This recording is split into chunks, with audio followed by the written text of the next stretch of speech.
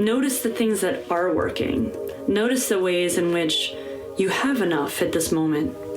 Even if your bank account is really low, even if your refrigerator is nearly empty, that in the great context, that you have enough.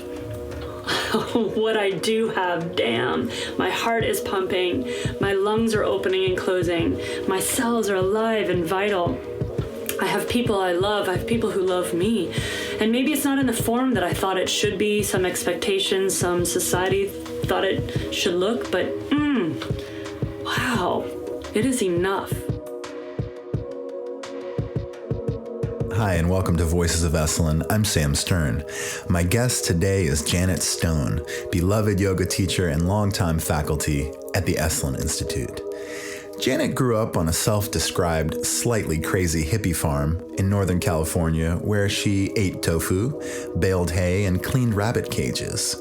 As an adult, Janet spent 11 years in film and TV production, then traveled the world visiting, among other places, northern India, where she began her yoga journey.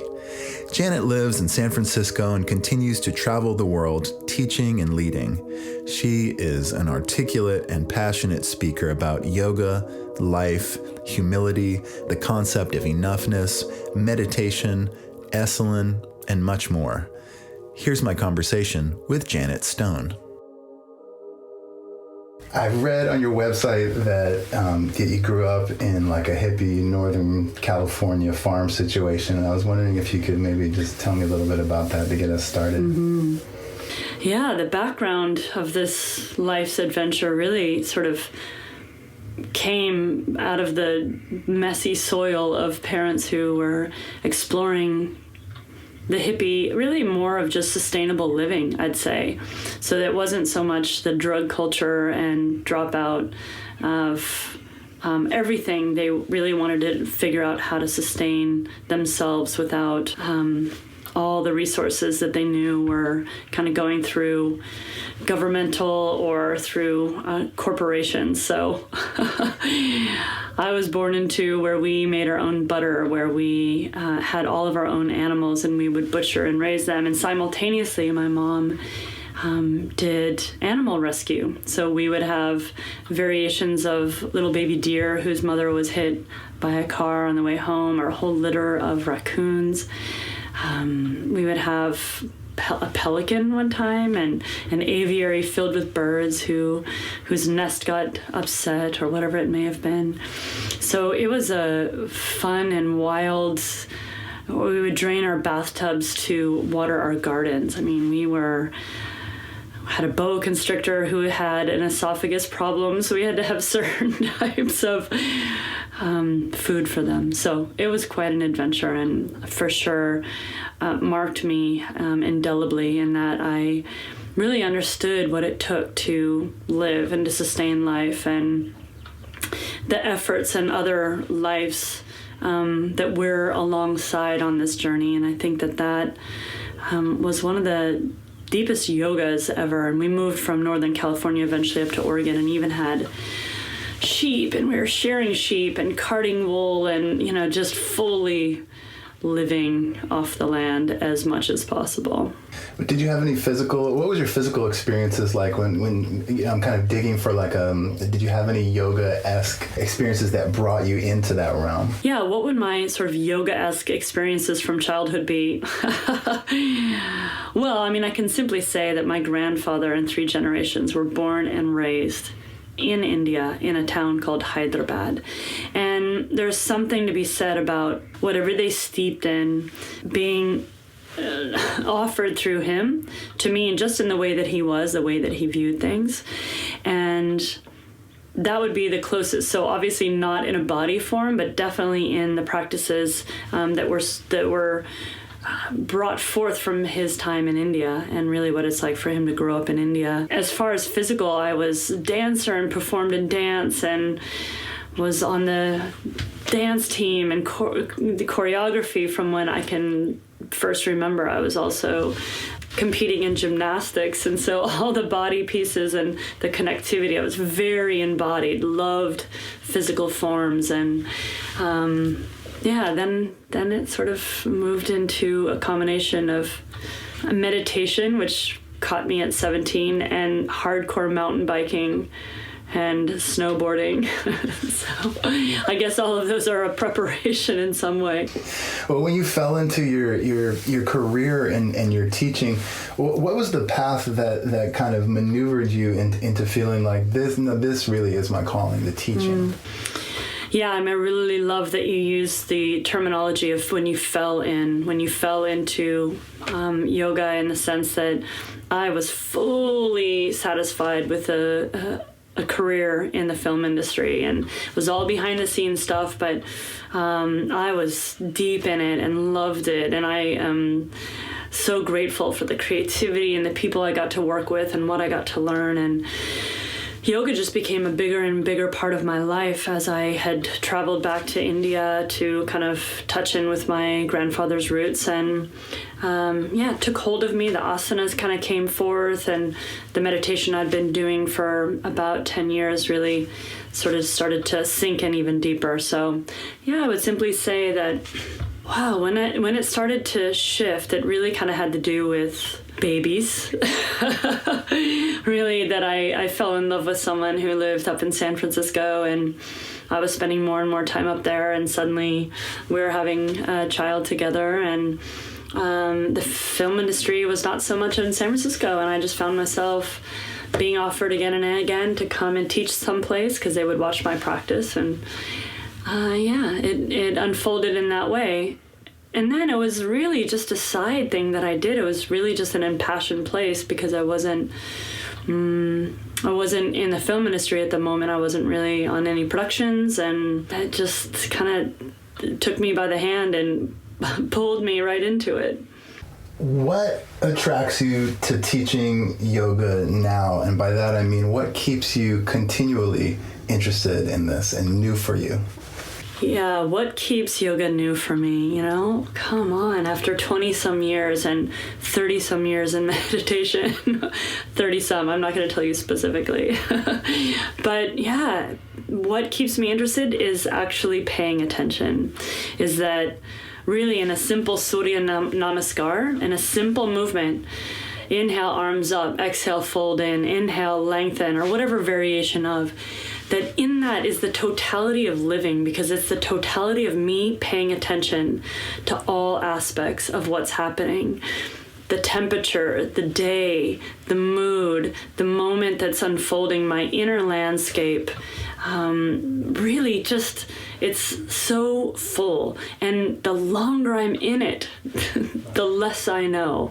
And the more of wide-eyed wonder I take at the power of these practices, that they are actually scientific, they have an art form in them, and what you give to them is what they give back to you. Meaning to say, they are applicable in every realm of my life. I see a lot of yoga teachers, practitioners who keep it to the rectangular mat, and it is so much more potent and vast than that. And so in my relationship, ever-changing with my children as they grow, my relationship with myself, ever-changing as it grows, my relationship with loved ones, it is so applicable, so potent in all of those spaces. So it is fascinating. I feel incredibly humbled by what was handed down. And also honoring my teacher's teachings. Really, that they sacrificed and that they spent the time to really inquire within themselves and really put these teachings to the test. And I feel like that's what I want to do.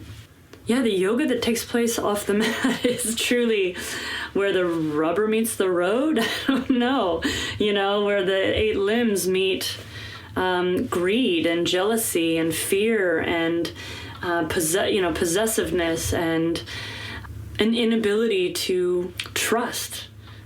So the 8 limbs for me is where it really comes alive, and that I can start again and again and again in how I speak inwardly and how I speak outwardly. So my voice, my communication, what I actually, to be of modern times, what I post, that it's in how I receive what someone's saying, how I can pause before becoming reactive.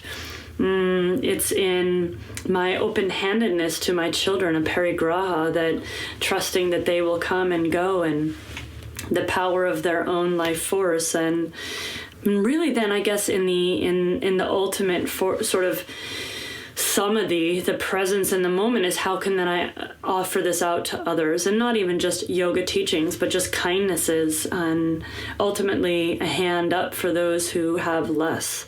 Being a steward of our 5 elements of our planet, and really vocalizing the yoga through the protection of our environment. I was taking a look at your website, and there was a post on there where you wrote about the concept of enoughness. And I was wondering if you could just speak about that for a moment.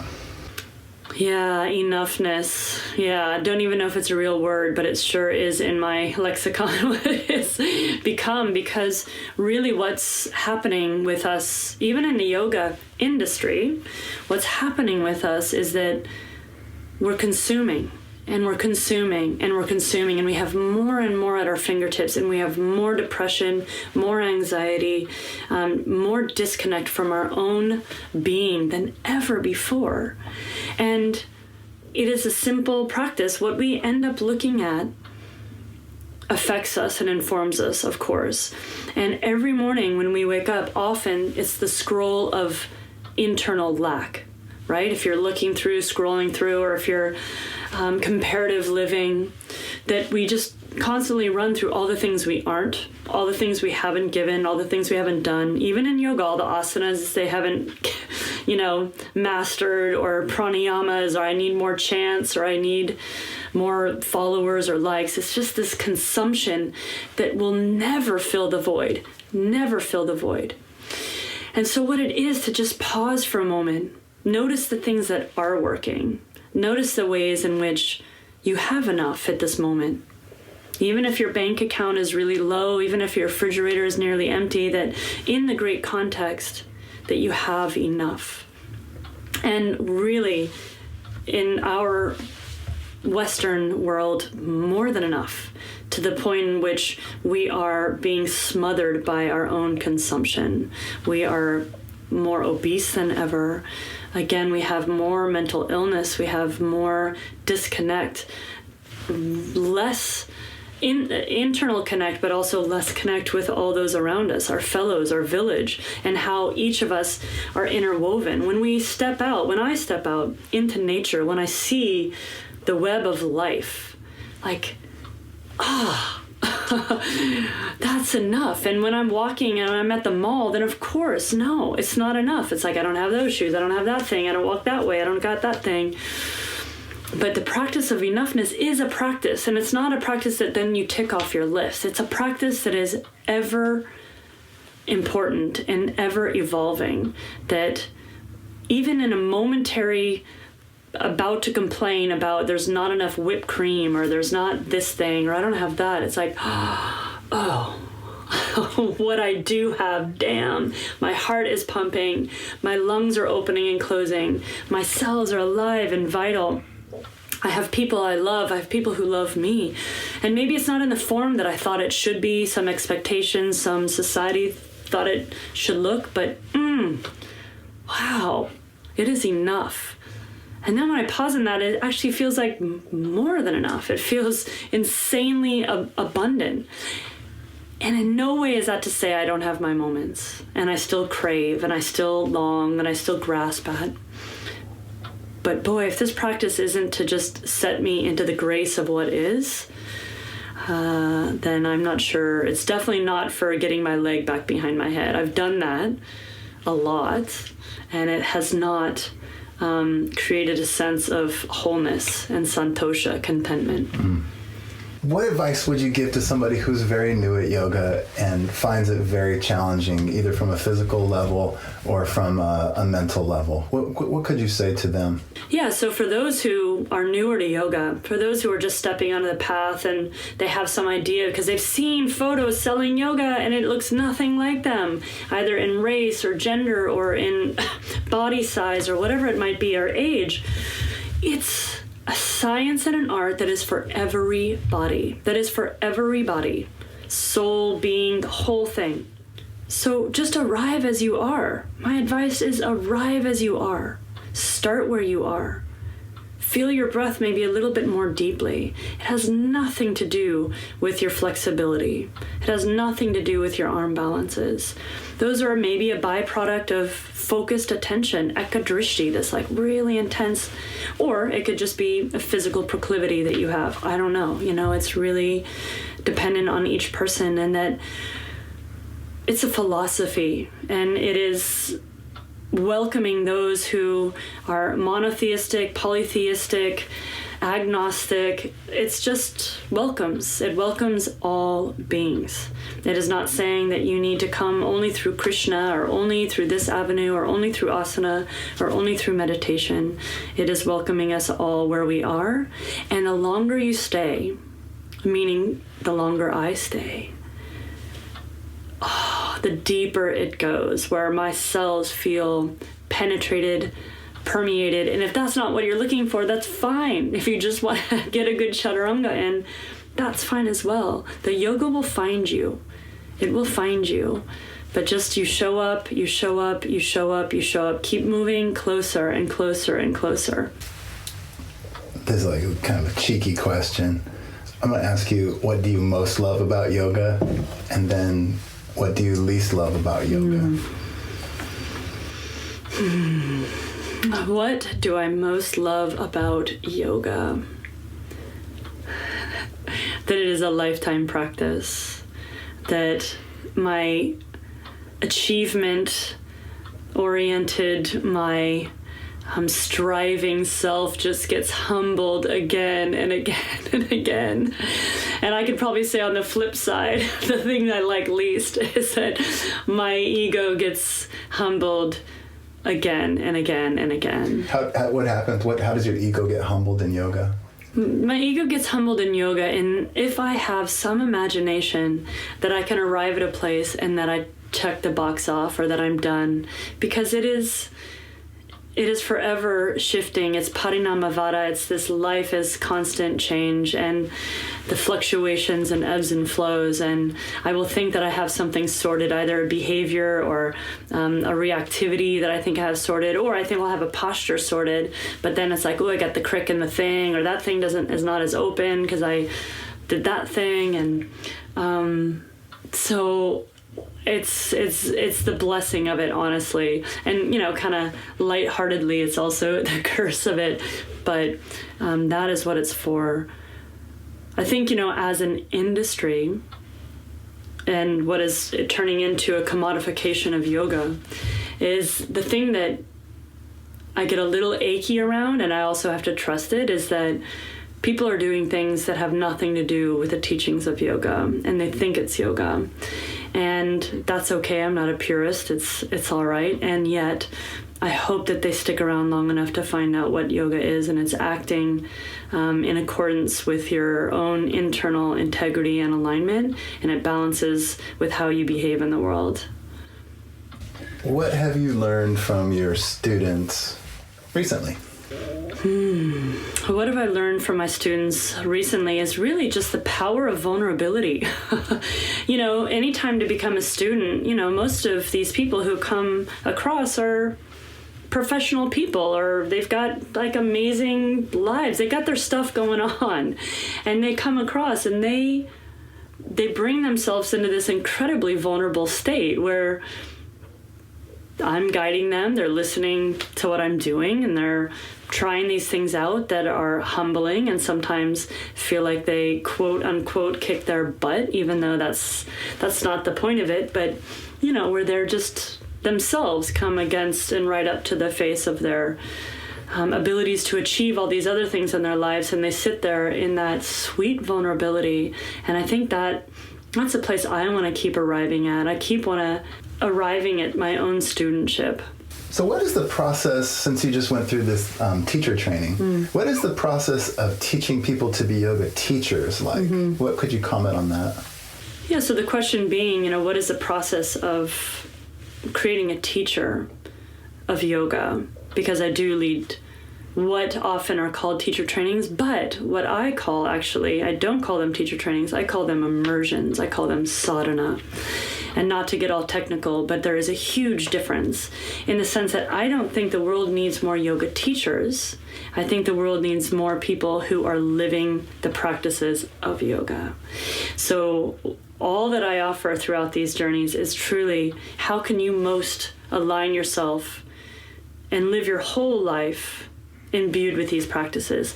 Then you will emanate the teachings, whether you work in tech, whether you're in the film industry, whether you drive a garbage truck, whether you want to emanate and tell people to put their body in certain shapes. That is only one tiny, tiny, tiny little bit of the practices of yoga. And so the process is that you are willing to take these teachings on and live them and be a human laboratory for the teachings of yoga. And that is intense. And that there's any notion that someone has that they can just skim by and tell someone to put their foot here and put their arm there, sure, there are those avenues. But boy, when it penetrates you, when it becomes a living practice that's when I'm interested. And that's where I really invite those who come my way to dive into that direction, to self-inquiry, svadhyaya, self-study, study of the teachings. What is a mistake you used to make in your teaching of yoga that you don't make now? I'm sure I changed it out for another mistake because I'm human, but I think at the beginning it felt like it was more about me. You know, when I would teach, I would think that I would get nervous, or you get like, oh, I need to have my recipe or my things, and notice if, people were happy or people were not happy with it. They liked it, they didn't like it. And really over the years, so it's a perfect journey to take, but over the years and decades, where my main mantra is it's not about me. And so I get to just kind of show up and offer the teachings as best I understand them. And people are going to like them. People are going to not like them. People will be happy. They'll be sad. And that is like the journey of our preferences. And the whole practice of yoga is finding the balanced place between our raga and dvesha, our likes and our dislikes, our longing and our aversion, if you're talking Buddhism. So I just offer the teachings and I just kind of let it be. And someone comes, someone goes, someone complains that it was too hot, someone says this wasn't hot enough, and I just kind of let it all wash and flow. And so I don't sort of take that on as I used to, feeling responsible for it, I guess. Yeah, thank you. I don't know if this is a good question or not. Who are your yoga heroes? Like, who are people who you look up to in the field, or people who may have mentored you along the way? It's really often the ones that you wouldn't know about, honestly, because they're living without a need to be in any spotlight. They're truly softened around ambition, and I'm humbled to the point of where they're really happy to just offer the teachings to those who will come quietly. And walk through all seasons or sit through all seasons with them. I've had people who have nothing to do with yoga at all that are probably the most yogic that I know, the yogic guides. My father was one of them for sure. And, Prem Rawat is my meditation teacher, and his teachings just emanate out of me all the time. You'll see he's a very short Indian man. So I can't do him justice, but I spent a lot of time at his feet. And Max Strom, Max is, again, you would never note that he would be one of my root teachers per se, but he lives the practice. He's actually kind to everyone, and he lives in complete and utter integrity. And that's my hero. We talk sometimes about food deserts when I'm speaking about nutrition with people. I know there are yoga deserts too. Mm-hmm. So what would your advice be for some people who live in yoga deserts but who still feel the deep desire to get deep into this practice? And that is honestly why I eventually caved to online yoga and started making teachings for online, because I resisted it for a really long time, because there's nothing like teacher-student direct relationship. And what happens when you're in person, but we are where we are. Technology is what it is, and we are living in the way that we're living.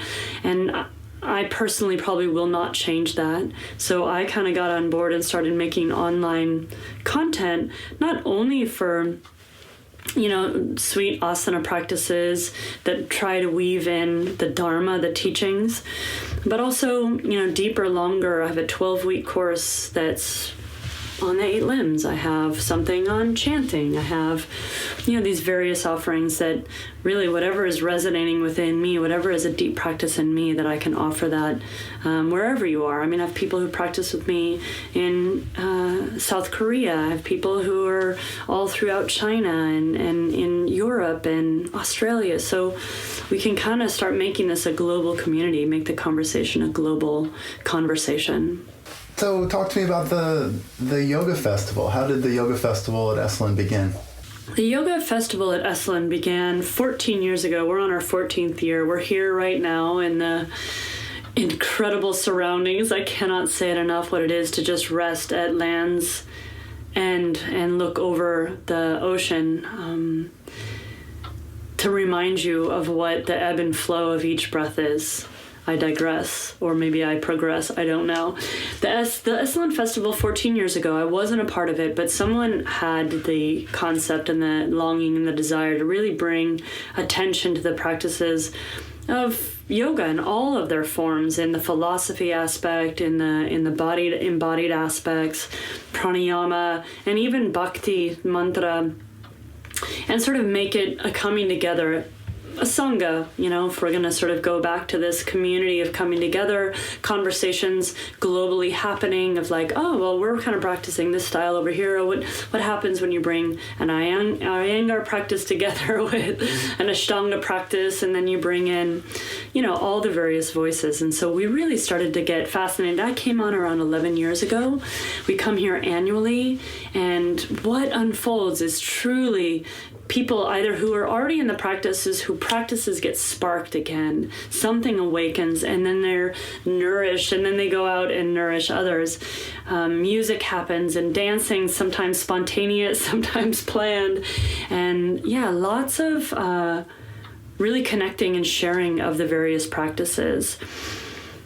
So, it is a beautiful gathering, and, we get tested and curious about where we are in our practice. And those who are brand new come rolling in, and they just kind of get swept up in what's happening. We have offerings for those who are newer, all levels. We have offerings more advanced. We bring acro yoga in often. We bring Thai massage, therapeutics. So we have so many beautiful voices that come in and share during this time. Next year will be 15 years, and it's so good as a human to have markers. I mean, we're honestly we're such minuscule moments on this vast journey of, sure, the Homo sapiens, but also just the journey of beings. But it's fun to mark things as we go along. It's important to really make markers. Just this focus of, how to keep things, of course, connected to the present and now, and, making sure that yoga is offered in all places, not diluting it to the point of where it no longer has its deep resonance, but still inviting those in who want to come and touch and be awakened to the beauty and delights of all the various types of yoga. So 15 years really can be a great celebration. What does Esalen mean to you? What does the land and the vibe and the spirit mean to you personally? Esalen, to me personally, means restoration. It means remembering. So not only restoring my own nervous system and what it is to be just in the hustle, and even if you're not hustling, it's just when it's all around you, just thrumming all the time, there's something to restore and to arrive and remember the natural world. And again, I think the remembering part is that we are interconnected, all of us. The heart and the seed of this place is truly that we inform each other, that we shine the light for each other in various places that we wouldn't otherwise see. We hold mirrors up for each other, and get this beautiful remembering together. And then the hot baths. Naked hot baths. What makes Esalen a unique place to teach in? What makes it different here? Honestly, I am so fortunate to be able to travel the world and to go to some of the most exquisite retreat centers out there, but there is nothing like this place. It is one, it kind of holds the funkiness of its original seed, and yet it's elevated to this level where it's willing to hear all voices. I've also taught it, Zen centers and places where it's a one-pointed practice, and there's a great power in that. But this just has this space that it holds is vast enough for many viewpoints. So the uniqueness is that, plus, oh my God, it is the most beautiful place I have been to, honestly. So incredibly stunning. And to sit in those hot baths, natural mineral baths just welling up from the earth while looking at the ocean and those waters meeting within the waterfall nearby. I mean, come on. What would you say is your secret superpower? Like, what are you really good at that not many people know about? Seeing the whole being, really being willing to look and be the place to hold compassion for all that I see. I think that would be my superpower, including my children, to really see them wholly, not as a projected movie that I think that they should be, but to really see them. I'm just curious, has your taste for music that you play in your classes changed and evolved throughout the years? Because through my own experience with yoga, I've really had all kinds of experiences with the music that the teachers have brought in, some extremely positive, some less positive. And I'm just curious what your path has been with music. Yeah, music and yoga, and I really just love to clarify that, in its original form and as it came through, and especially with the asanas, there was no music. It was the music of your breath and your commitment to that. And then, of course, there's bhakti and devotional music, and that sort of came up, but that was not happening simultaneously. They weren't side by side. When I came to it, there was sort of a possibility that was being unearthed, and where my passion for music just couldn't be quelled, in a sense. And so it was this perfect union of music. And this was a while back. As time has gone by, for sure, I've made my mistakes. I think I played MIA in class. I have had mounds of live music, people who were really impassioned. I've had other people who came by and it just did not fit. I've tried things, experimented. I've really just ridden the wave of what feels alive for me and what would support the practice to the best of my understanding. And sometimes that's silence and no music. Sometimes it's live music. Sometimes it's a playlist that somehow feels like it's weaving a story. Sometimes it's full on Beyonce because she's the queen. I do think that it's become assumed that music should be in yoga and people feel pressure. And for me, what happened is it was a deep aligning inside me that came forth, as opposed to some outer thing going, oh, now you must play music in yoga class. Please don't play music in the yoga class if that's the viewpoint you're coming at. Please instead just teach the breathing, teach the postures, let the music sort of unfold with the breath.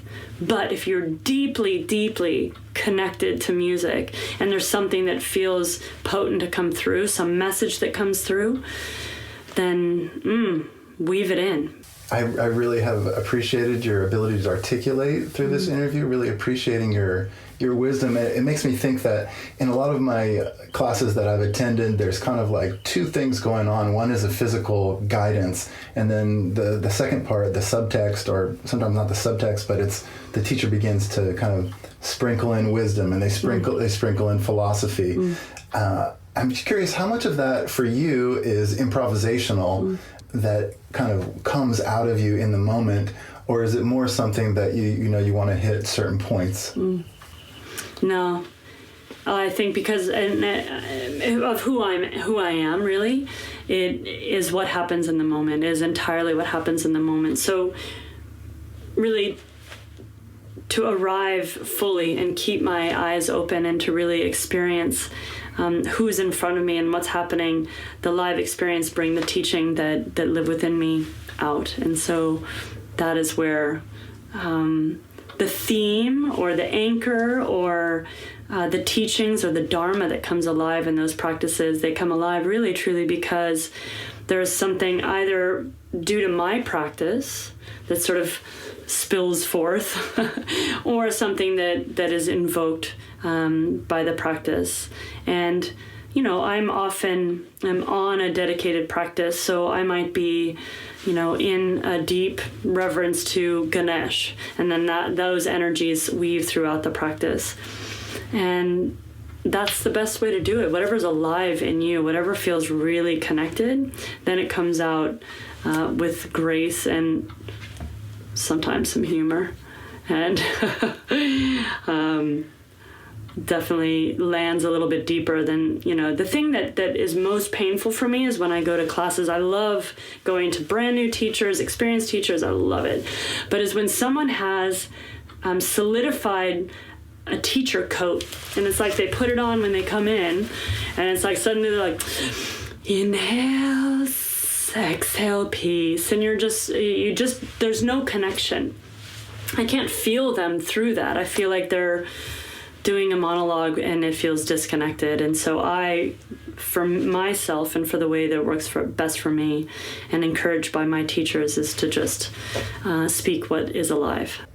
Janet Stone, how can we find out more about you and where you're going to be and your teachings? Yeah, if you've heard of this little thing called social media, it's a thing. You can find me easily on Instagram, Janet Stone Yoga, on Facebook, Janet Stone Yoga, on my website, janetstoneyoga.com. And that's it. I'm just in those places. Or, try to find me live and in person. I do, fortunately, haul my kids around the world and teach globally. But I am based in San Francisco and held a home sangha for 17 years, one spot. So you can come find me there too. Awesome. Thank you so much. Thank you. Thank you.